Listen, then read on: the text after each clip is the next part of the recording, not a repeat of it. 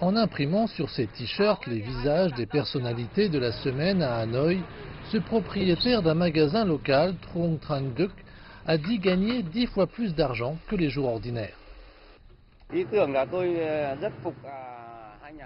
L'un est le dirigeant du pays le plus avancé du monde et l'autre, bien qu'extrême, a compris que son peuple était trop pauvre et il souhaite que son pays se développe. Les souvenirs d'enfance de Truong Tran Duc sont remplis de haine des Américains, en grande partie à cause de la guerre du Vietnam.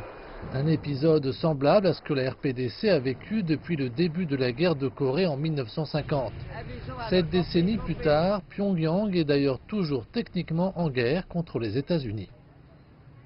En raison de leur histoire similaire, beaucoup de gens disent que le modèle vietnamien est probablement celui qui convient le mieux à la RPDC. Mais la question est de savoir ce qu'est le modèle vietnamien.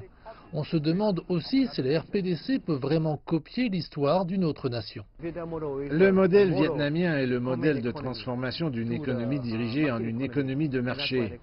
Un lien commun entre la RPDC et le Vietnam, le communisme. Mais une différence existe après la fin de la guerre du Vietnam en 1975.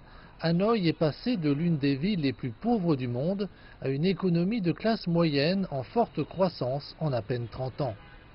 Au même moment, Pyongyang se débattait face aux sanctions économiques car elle refusait de se dénucléariser. De retour à aujourd'hui, le professeur Nguyen Viet Coy estime que les États-Unis ont choisi Hanoï pour tenter de vendre à Pyongyang le modèle vietnamien. Mais Pyongyang l'acceptera-t-elle? Depuis le début, je pense que la RPDC devrait commencer par penser à mettre fin à la guerre et à arrêter le développement des armes nucléaires. Et ensuite, elle pourra s'intégrer à l'Ouest. La situation en péninsule coréenne semble beaucoup plus complexe que celle au Vietnam. Il faudra probablement beaucoup plus de négociations pour que quiconque puisse faire accepter quoi que ce soit.